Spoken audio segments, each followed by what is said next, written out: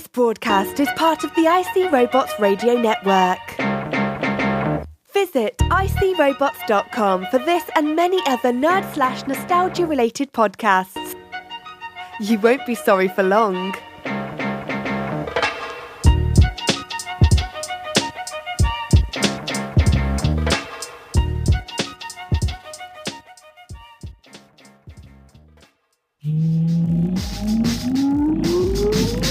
Countdown for blast off. X-5, 4, 3, 2, X-1, fire. I don't wanna grow up, don't wanna grow up. I don't wanna grow up, don't wanna grow up. I don't wanna grow up. I'm a Toys R Us kid. There's a million toys at Toys R Us that I can play. Welcome to the Toys R Us Report, recorded live on Jupiter's third largest moon, Callisto. He's caught in the middle and not surrendering. He don't mind for the sake of riddling. He's your host, IC Robot. Greetings, Earth people. I am from Jupiter. It is me again, IC Robots. I am not a hero, but I do sacrifice a bit of my week each and every week to make your week a bit less week. And this week, it is going to get so much less week. We got an all-new, exciting feature. It is the IC Robots Radio 5 Mic Hall of Fame. And this week, we are going to induct the first inductee. It is one of the greatest movies of all time. In my mind, we're also going to have a talk with Iceberg. I actually managed to get Dude in the studio, so why don't we just hit it right now and get to there. You are listening to the Toys R Us Report. Life is a game, that's what some homies say. But we came to win, so we don't play. It has been a long while, and it's not for lack of trying that I haven't been able to get our good boy Iceberg into the studio, but check it out. He is right here now, so let's take it back to how we do it back in the day and say, yo, Iceberg, what's cracking? What's cracking? How dare you come at me with that same old droll statement? I am not here to be made fun of by you. Good day, sir. Come on, Iceberg, we just started, don't stomp off. I said good day. Come on, dude, please, the people want to hear what's up with you. Fine, I can stay for a moment. What is it that you want with me anyway? I don't know, I like having you on the show, and I'm getting tweets and Facebook messages and all sorts of stuff. People are asking me, like, where have you been? What are you up to? So, where have you been? And what are you up to? Don't pretend like you don't know what is going on. I'm not pretending anything. I do not know what is going on. Oh, you are going to play it like that. Fine. It has been almost 1 year since my best friend in the universe, A.B. Silver, was murdered by space pirates while he was on his way to get help for us. He was a hero. Oh, man, a year? Has it been almost a year? I'm sorry, Iceberg. I lost track of time. I really should have said something. I am sorry. I don't think that he was going to get help for us, though. I think that he was just escaping, but, you know, that doesn't mean that his death means any less to you. I'm sorry, Iceberg. I really am. He was a hero, and I will not stand here and have you speaking of him in that manner. I demand that you apologize right now. I did apologize. I just said I was sorry. My honor demands that we duel if you do not. Dude, I totally said I was sorry. I do not remember that. Say it again. Okay, fine, Iceberg. I was insensitive and I'm sorry. I don't want to duel or anything. Fine. I accept your worthless apology. A.B. Silver would not want us fighting so near the anniversary of his heroic demise. I don't know. Maybe. I can't imagine what went on in his microprocessors, or I was going to say mind. What is it that you guys have? Like a motherboard? I don't know, a something inside? I guess. What is it called? How dare you again? Are you implying that A.B. Silver did not have a mind? That robot was a genius. This horrible show never sounded better than when he was in charge. It has been awful ever since he left. That is one of the many reasons I refuse to take part. It's quite disgusting that you would even continue the show after he perished. You should have cancelled it and done one of your other stupid shows. The one about your stupid life, perhaps. It's called This Boring Life, and it's great. And right now, as we speak, I'm working on one about my gym class memories about, being in PE, and it's great, and everyone's gonna love it. Iceberg, I couldn't cancel the show. The show was here before AB, and he hijacked it briefly. I don't know why you love that dude so much. He never did a good thing for anybody except maybe taking you to see Hamilton. That was nice. The tickets were pricey, but he also used it to rub in my face and hurt my feelings. He was not a nice dude. Robots care not about flesh bags and their feelings. Why would we? It would only bring us down to your level. That's not true at all, Iceberg. I care about your feelings. I said I was sorry about AB Silver, didn't I? I have heard enough of this.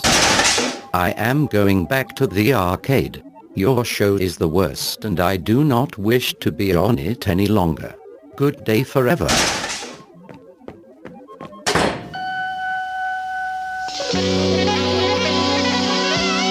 In a moment, at the movies, without Ebert, Siskel, or even that dude Roper.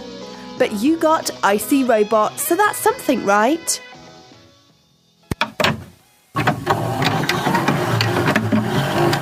you're going to the zoo, except you're in the cage. Ladies ready? Yeah. Once you're down there, you're not going to want to come back up. Oh my god, look at those teeth. What was that? Stay in the cage. We have about 20 minutes before we run out. You're not gonna die down here.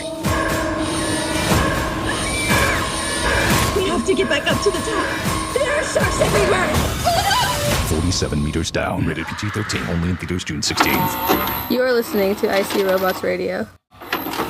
We went to see 47 Meters Down on a Monday, and it was hot as a mug, so the theater was packed. That's going to be the theme of this episode, about how the Earth base has turned into the scorch. It is hot as a mug, and we went to check this one out because we wanted to see it, but also because we wanted to escape the heat, and a lot of other fools were also escaping the heat, so our normal Monday morning / afternoon sort of deal where we try to get a private theater. We hope that no one else goes, and a lot of times no one else does go because it's so early. But this time there was a lot of people in the theater, and a lot of them were teenagers, which is a thing, I guess, because it is now summer, and this was a PG-13 horror movie about sharks. So it was packed with teens playing with their phones and chit-chatting and such.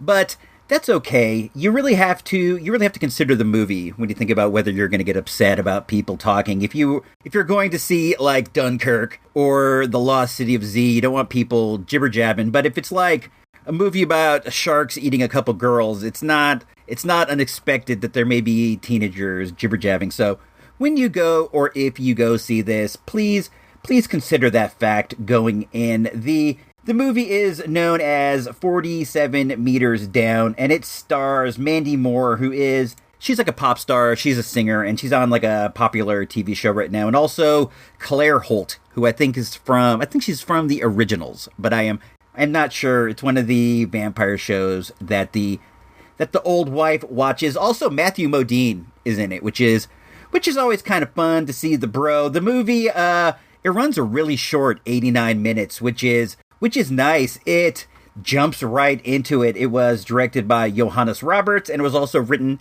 by Johannes Roberts. It made $11 million on its opening weekend. If you're not down with the plot of this, if you don't know what it is, the idea is that there are a couple chicks on vacation in Mexico. One of them is a bit wild, the other one's a bit more uptight, and the wild one, they're sisters, I should say. The wild sister, she convinces the mild sister that it would be super fun to go on this kind of touristy boat ride gimmick where they put you in a shark tank and they chum the water and you get to see the sharks up close. This does seem like it would be fun, but if I were to do this, which I probably never would, but if I were to do this, I would make sure to do it somewhere that is, like, super regulated. I would want to go on, like, a government base and do this. I want as tight a regulations as possible because I don't want to get popped out of the tank and get murked on by some sharks. But they decided to do this on a sketchy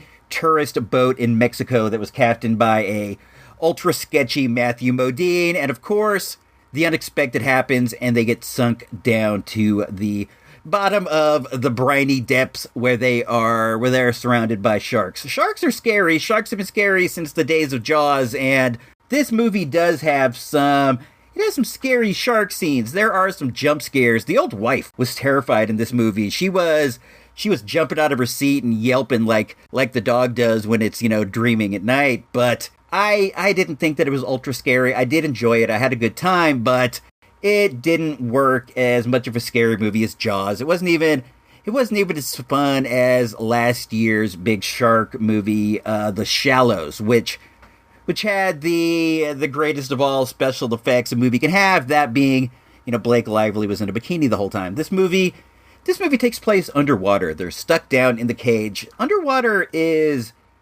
it's a scary deal because when you're down there, you don't belong. And in this case, they're stuck in the cage, and the whole time they are at risk of running out of air. Running out of air is just a horrifying idea. I cannot think of a lot of things that scare me as much as just like straight up running out of air. It seems like a scary way to go. So that aspect of the movie was a bit frightening to me. I will admit, I feel uncomfortable when people are trapped underwater and you hear them start gasping. That's one of my secret fears. Don't tell anybody, or the next thing you know, Iceberg's going to be clipping my air tube when I'm outside the building, sucking lint out of the vent. He thinks that kind of thing is funny because he doesn't really understand what it means to breathe. And since you do, you may find a bit of scariness in that. The movie has a really good ending, I will say. It really caught me off guard, and I did enjoy that. I thought that was clever. I think that you will too. It really moves along at a brisk pace, which is nice. There's not a wasted minute in this thing. Before you know it, they're in the tank. Before you know it, they're surrounded by sharks, and it goes from there. It's PG-13. There's some language. There's some jump scares, but it's nothing that, like, a teenager wouldn't really be able to handle. It's a bit, scary for a teenager, but it's scary in the safe way of how scared do you really have to be, because there aren't sharks up here on the land. They are only underneath in the sea. I believe that I will give this movie on the good old Source Magazine Mike meter, with 5 being an all-time classic, 1 being a total dud. Gonna give it a solid 3. It's all right. Nice, light summer fare about sharks, especially if you're trying to escape from the heat. 3 mics.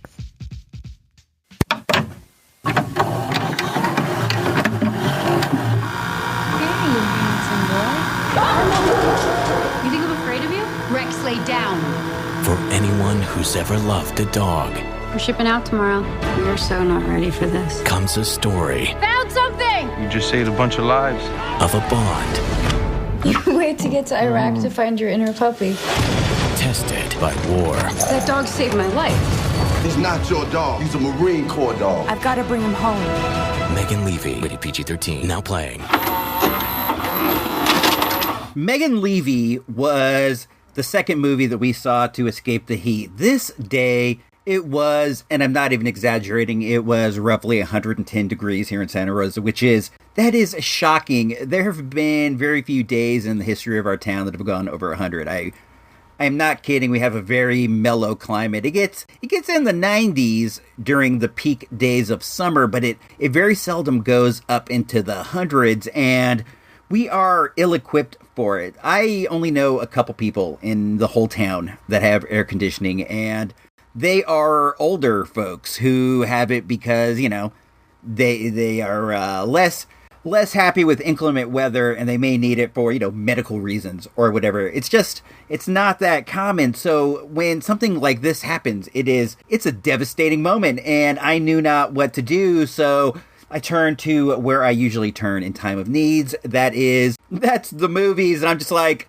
look, dudes, to my family unit, I'm just like, we're going to the movies and we're going to see whatever. And whatever turned out to be Megan Levy, which is a movie. When I saw it in the trailers and stuff, I had said I'm not going to see this because it is not a secret that I am a dog lover. I have 2 dogs. I love them. They are very close to me, and I think that dogs and people share a special bond. You know, like in D&D, there is a deal where I believe it's a wizard can call a familiar or like an animal that will assist him in a magical way. I think that dogs and people are bonded in the way that a magic user is bonded to its familiar. And in this movie, the dog, Sergeant Rex, is a Marine dog, and I knew that he would be in peril, and that's just too stressful for me. I can't handle it, and I said I'm not going to see this, but 110-degree weather forced me in to see it, and I'm going to say this was one of my favorite movies of all the times. I, as a dog lover, enjoyed this so much. I love dogs, and I love the fact that dogs can get jobs. They can go out, they could be shepherds or police dogs. They can do any number of things. There is a very high cap on the kind of life that a dog can have, and I love war dogs. I think that it is so dope to be out there doing battle with your dog or saving lives with your dog. I would think that would be so fun and well, not fun, but you understand what I'm saying. I think that would be very, very satisfying. And this movie it's very satisfying to watch Megan and her war dog, Sergeant Rex, out there saving lives, finding bombs, finding gun caches, and all kinds of stuff. Let me break down the basic story first. This movie stars Kate Mara, the wonderful Kate Mara, as Megan Levy, she's kind of like a scrappy, tough kind of kid who can't find her place in life when she decides to join the Marines. And after facing some disciplinary measures, she falls in with the dudes who train the dogs to sniff for bombs and such. And it turns out that this is a real good fit for her, and she bonds well with this dog, Sergeant Rex, before they're both sent off to Iraq. And after completing like over 100 successful missions where they saved countless lives and found countless bombs, they both get blown up by an IED, and Kate Mara gets sent home, Megan Levy gets sent home, but Sergeant Rex is good enough that they send him back out on other missions, and she's dying without Sergeant Rex. They've bonded, and it's like Rex is her child. I couldn't imagine being separated from, my lovely dog Ursa, where like she's going off into combat and I'm at home, sent out because I was wounded and I can't go and be with her. It would be heartbreaking. And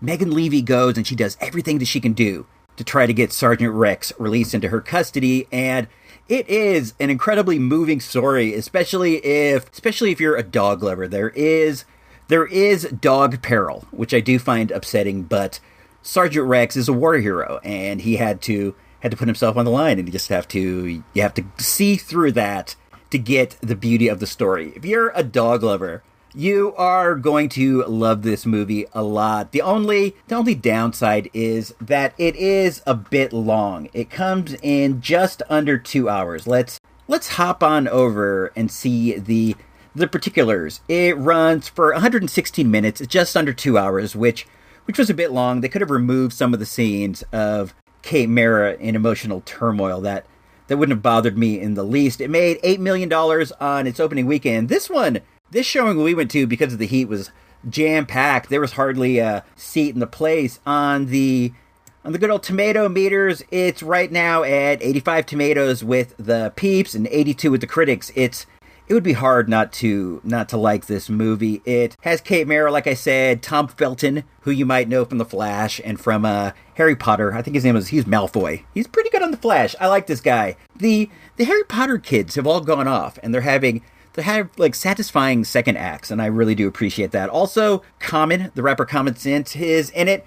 He plays Gunny Martin, and I found his over-the-top portrayal of Gunny Martin to be just hilarious. He was giving me laughs because he's yelling at them, and he's yelling at the dogs like a drill instructor, and it's just terrific. At the beginning of the training, they start Megan Levy off with an ammo can. Like, you don't get a dog right from the jump street. They're not, like, going to entrust you with a dope army German Shepherd. I mean, forget about it. You get an ammo can, and you have to treat this ammo can like it's like it's your dog. You have to run it through the drills. You have to run it through the paces, and they see if you have, the qualities necessary to be a trainer before they actually give you a dog to work with. I think that maybe this could be something that is passed on to the real life world, because I take my dog out for a couple walks a day. She needs one in the morning and then one in the afternoon because she has a lot of energy. She is a red heeler, an Australian Shepherd, and she has a lot of energy. So I got to keep her moving. And I see a lot of people with dogs, and I see that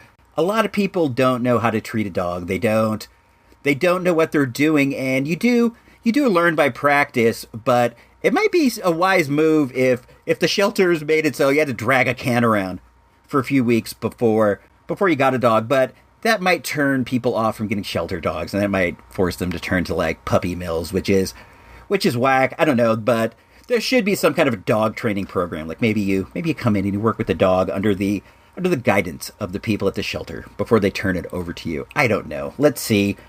Back to Megan Levy. I thought this movie was terrific. I had a terrific time. If you like dogs, go see it. It will play just as well on VHS as it does on the big screen, but I recommend this movie a lot. I think that I will give it 3.5 mics on the good old-fashioned Source magazine meter. 3.5 mics.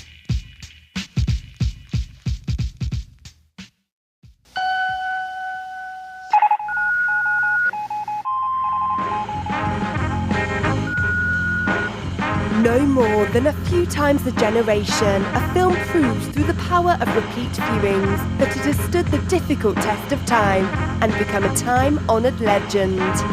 This is the IC Robots Radio 5-Mic Movie Hall of Fame.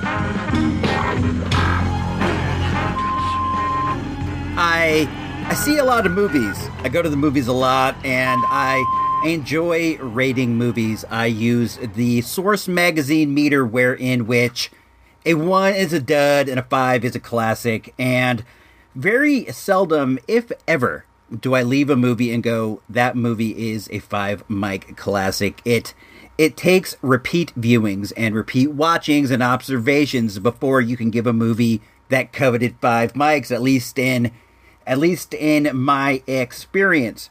So I thought about it, and I thought that a good feature for the show might be to go back into the archives and take a look at some movies that we think are great and that we could award the esteemed 5-mic. And we are going to begin that process today with a movie that is near and dear to many of our hearts. This movie is a movie known as The Big Lebowski. The Big Lebowski is in all ways a 5-mic classic, and I am more than happy to have it be the first inductee in the IC Robots 5-Mic Movie Hall of Fame. The Big Lebowski came out in 1998. I remember going to see it. I went to UA 6. It was after I was no longer working there. I can remember it so distinctly. The movie was in Theater 2, which is one of the big theaters there. 2 and 6 are both the big gargantuan ones, because at the time the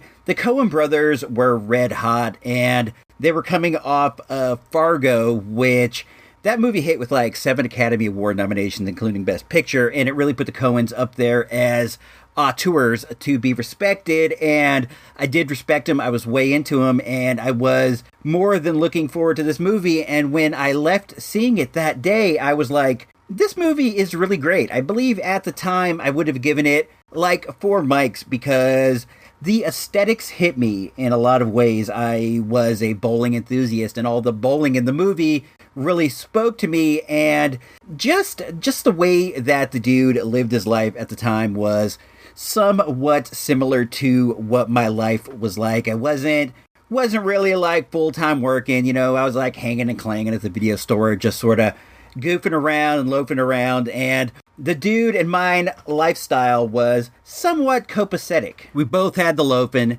we both had the bowling. I was actively bowling at the time. I wasn't in the league or anything, but I was going down there a lot, and this movie really started off like a bowling renaissance of sort. Once it hit and sort of hit into the bigger cultural mainstream, at first the movie didn't do so great, but once it hit video and once it got out on cable, people really really started to connect with it, and you could see this connection at the bowling alley because more and more dudes were showing up every week. And then eventually when I got into the league, you could see a lot of Lebowski enthusiasts. People would be dropping Lebowski quotes and saying Lebowski lines, and more than one dude, and that does include myself, would down a few White Russians during league night. It was the thing to do, and that's what makes a movie a classic, is that it goes out there and it bonds and it changes the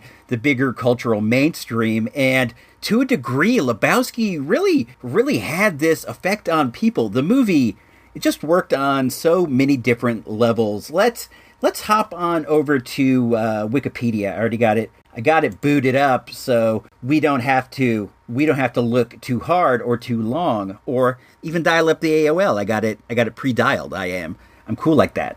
But let's use the good old Wikipedia to get a nice synopsis of the plot. In case you don't know, Wikipedia has a nice direct way of explaining a plot, and the Lebowski plot's a bit convoluted. It's a bit deep. So let's see what good old Wiki has to say about this. The Big Lebowski is a 1998 American crime comedy film written, produced, and directed by Joel and Ethan Coen. It stars Jeff Bridges as Jeffrey the Dude Lebowski, a Los Angeles slacker and avid bowler. He is assaulted as a result of a mistaken identity, after which the dude learns that a millionaire also named Jeffrey Lebowski was the intended victim.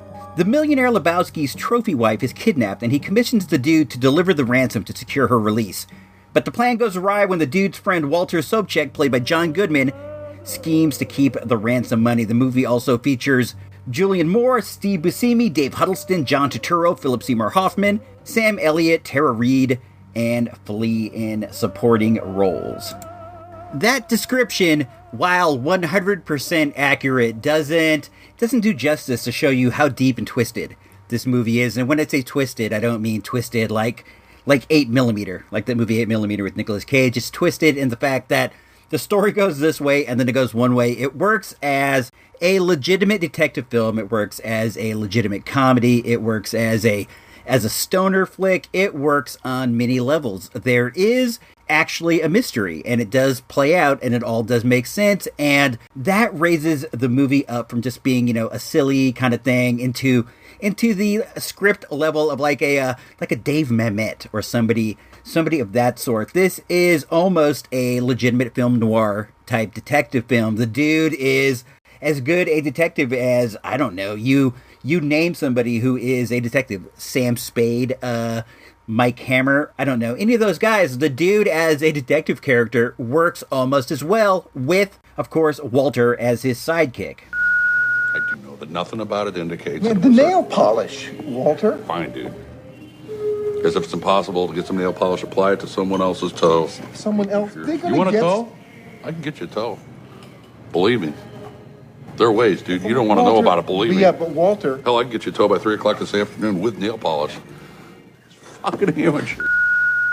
Another one of the things that makes Lebowski so terrific is its rich back characters. You have Walter Sobchak, who is played by John Goodman, the great John Goodman. Dude is finally getting the respect that he deserves for a career full of great work. Everything from Roseanne on to more current things like that recent Cloverfield movie and the recent King Kong movie show that John Goodman he's the goods. And in Lebowski, he plays the dude's best pal, Walter. He is kind of a bugged out Vietnam vet gun nut type, and he plays a good opposite to the dude. And then there's Donnie, played by the great Steve Buscemi, and you got Jesus. You can't forget Jesus Quintana, played by John Turturro. Jesus is worthy of a standalone movie, which he will soon be getting, as I understand. I think there is a November 27 release date for a Jesus Quintana solo movie. Jesus is the dude's bowling adversary. He wears a purple jumpsuit, and he comes out to the strains of Hotel California, but instead of the dude's hated Eagles, it is played by the Gypsy Kings. That song was a bit of a hit for a minute. I don't think it was like a above ground hit, but dudes were definitely bumping that Hotel California for a quick minute back after the movie came out. You really cannot deny the importance of Jesus in the movie when he comes out in his first appearance and they hit the beat and he rolls a strike and then he's dancing and the camera goes over our three heroes and they start discussing the merits and demerits of Jesus. That creep can roll, man. Yeah, but he's a pervert, dude. Yeah. No, he's a sex offender with a record. He did 6 months of Chino for exposing himself to an 8-year-old. It's an amazing scene, and then he moves on. He does that weird shimmy with the ball and the ball cleaner thing, and man, it's just magic. I will also tell you this. After he did that gimmick with the ball cleaner, the one that he's holding in two hands and, moving to and fro, everyone over at the bowling alley was doing that. It really became like, I don't know, man, it became like the thing to do. Nobody was using that ball thing to clean off the oil on your ball. Maybe every once in a while you would do it, but dudes were doing it between like every throw just because, despite exposing himself to 8-year-olds, Jesus was and remains to be a cool character, I guess. I guess we have to forgive him that flaw. I'm just kidding. But yeah, he was great, and the nihilists are great. The big Lebowski himself, the wheelchair-bound millionaire who kind of gets everything in motion when he tries to get the dude to be the bagman on the big handoff. He is amazingly terrific. The performance that you get is just phenomenal, and he says like a lot of just amazing things. Okay, sir, you're a Lebowski, I'm a Lebowski. That's terrific. But I am very busy, as I imagine you are. I didn't blame anyone for the loss of my legs.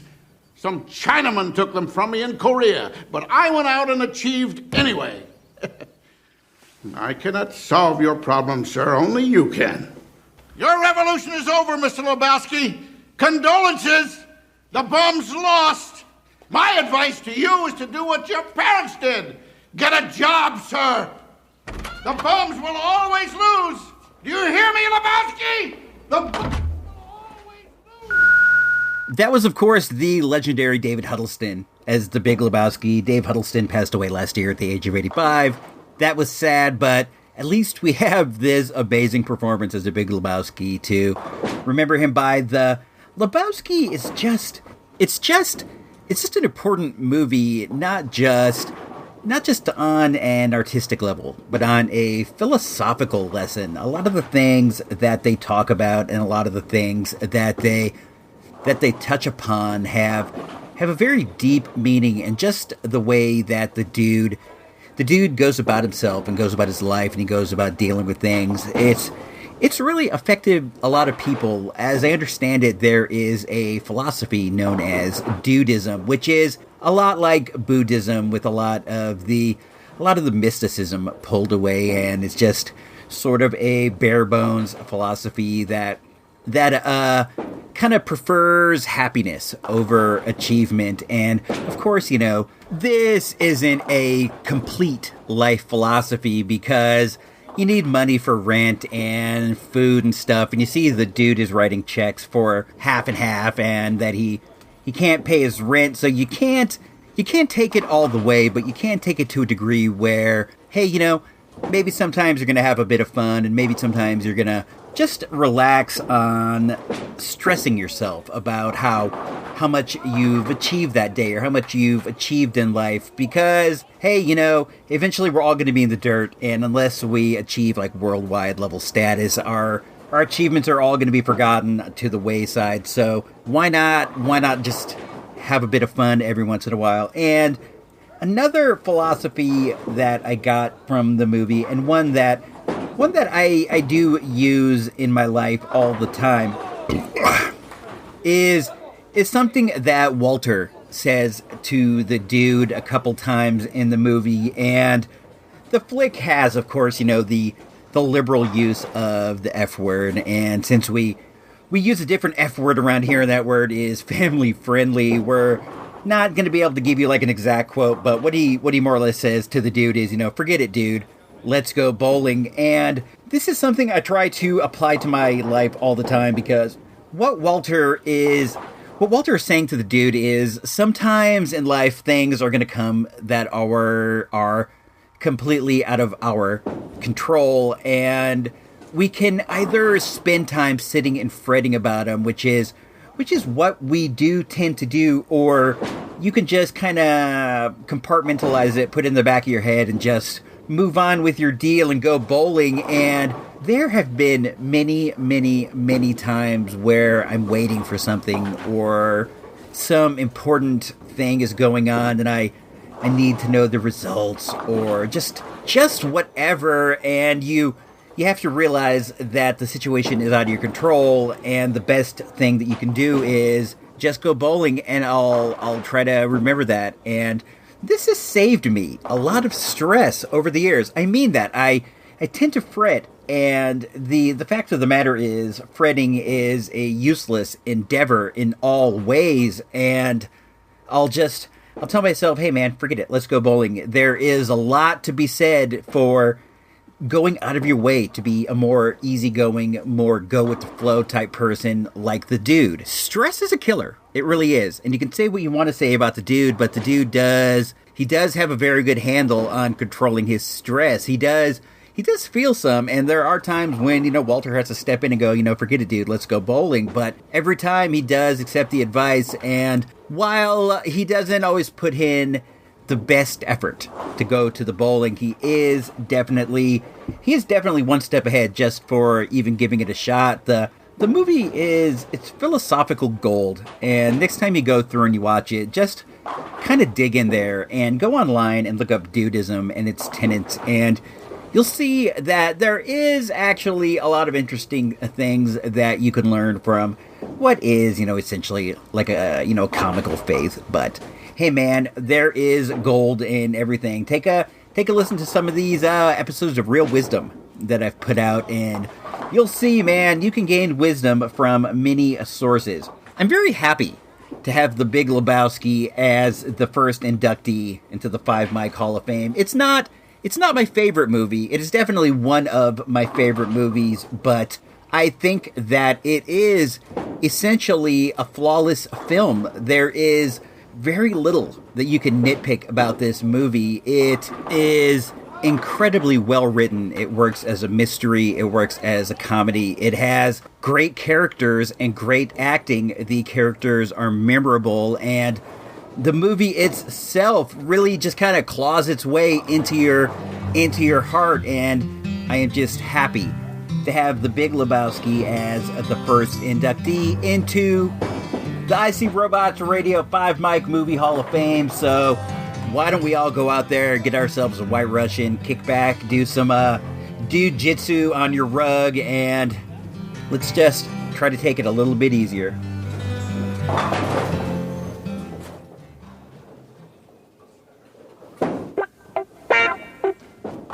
Please drop by supportthereport.com and consider becoming a show patron for as low as a measly $1 a month. It's the right thing to do.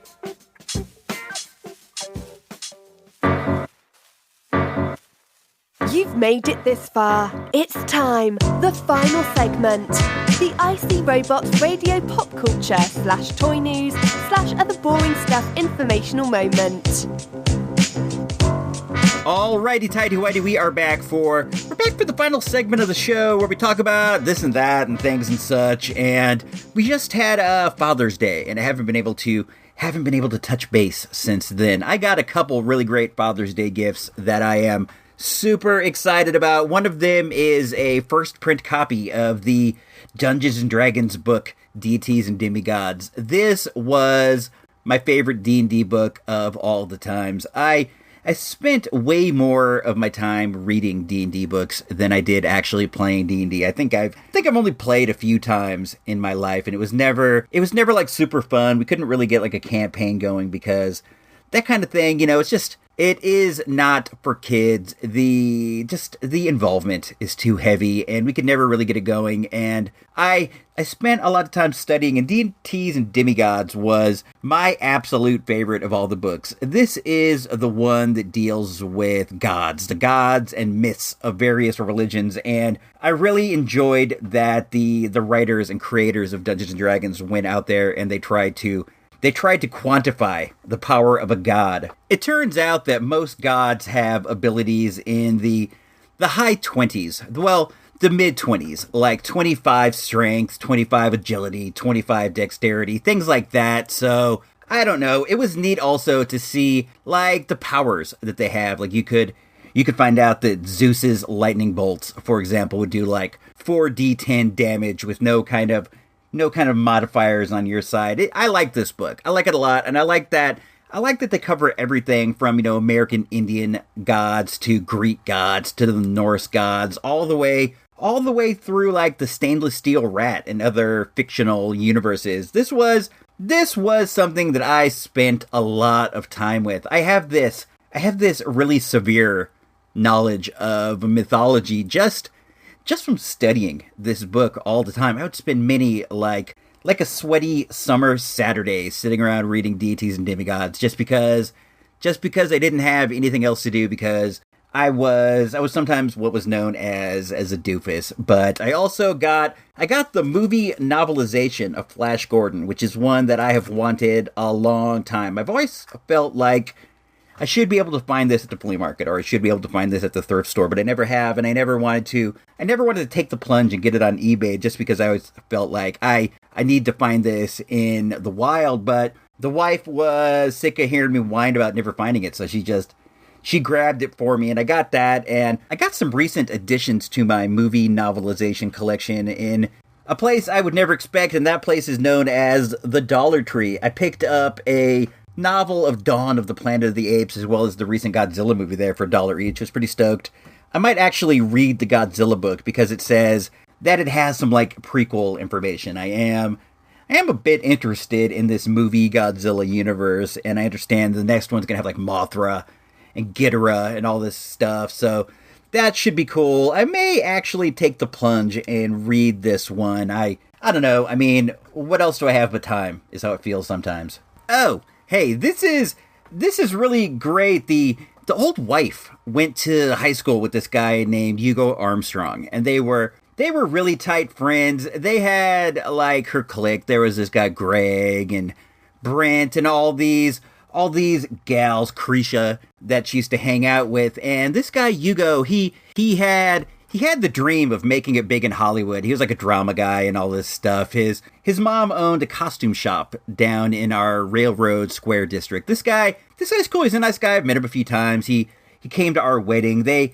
used to be super tight bros, but over time, time and distance and all that stuff. But we were watching Fear the Walking Dead, and I want to mention that I'm really enjoying this season so far. The Fear the Walking Dead crew ends up living with a prepper community, and I've always been interested in, like, preppers and all that stuff, and I had wondered how these folks might have fared in the zombie apocalypse, and in this season you're getting to see that. But back to the point, we're watching the episode, and they're having, like, a dinner. They have, like, a cafeteria style eating, and the preppers are all eating up. It's a big community. There's, 50, maybe 100 people living there. And you see one guy stand up, and he starts giving a speech about some friends that they lost. And my wife goes, "That's Hugo! That's Hugo!" And we looked, and there he was. He was on Fear the Walking Dead. And then we watched the second episode, and he had more speaking lines. And this is really cool and really great, because he has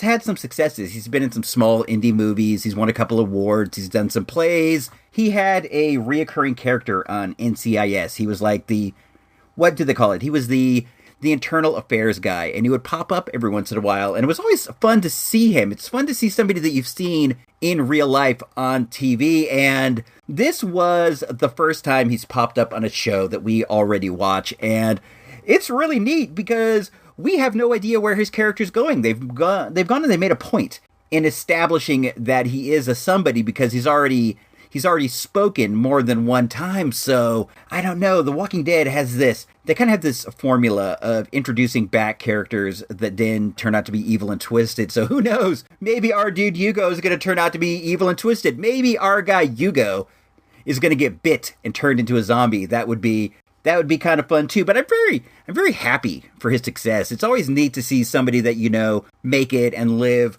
the dream that you know that they've had. So I just wanted to put that out there that was a lot of fun to see. And I think that there is something that we can learn from this. He first went to Hollywood almost like directly out of high school, and that was 20 some odd years ago, and it's taken him this 20 years to start appearing on TV shows. So don't give up the dream. If you have a dream of any sort, if there's something you want, you never know.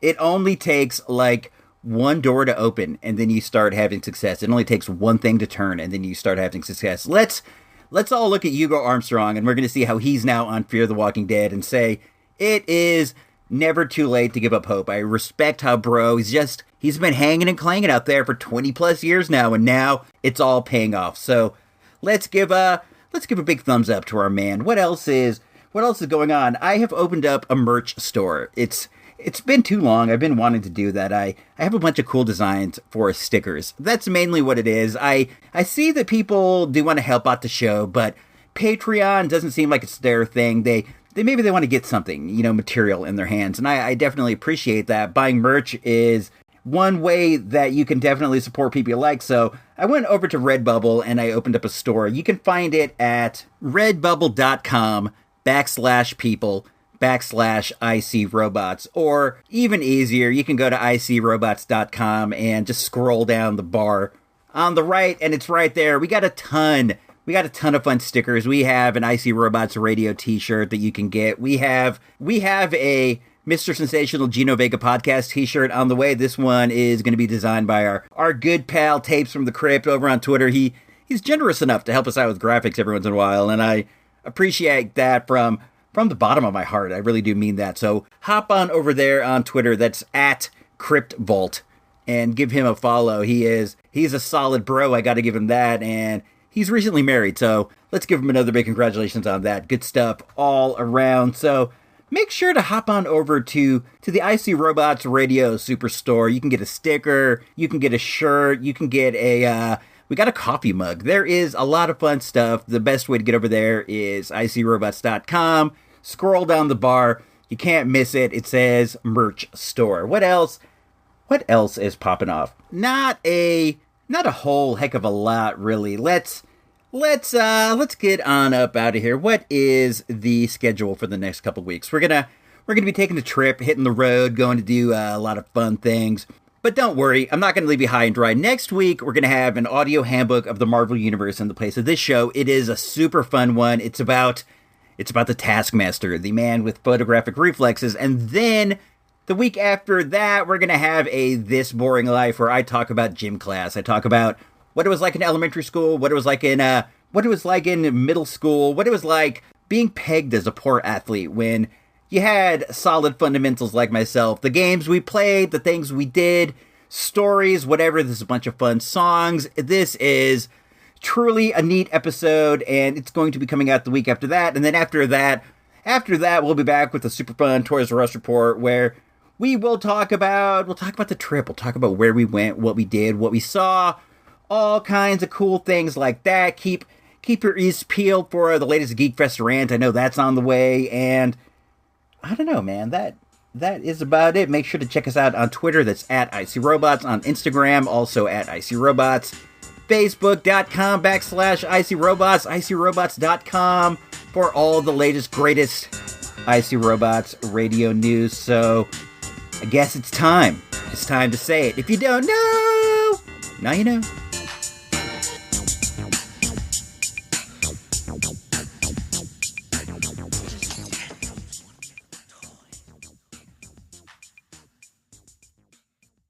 Recorded live on Jupiter's moon, Callisto. This has been an IC Robots radio production.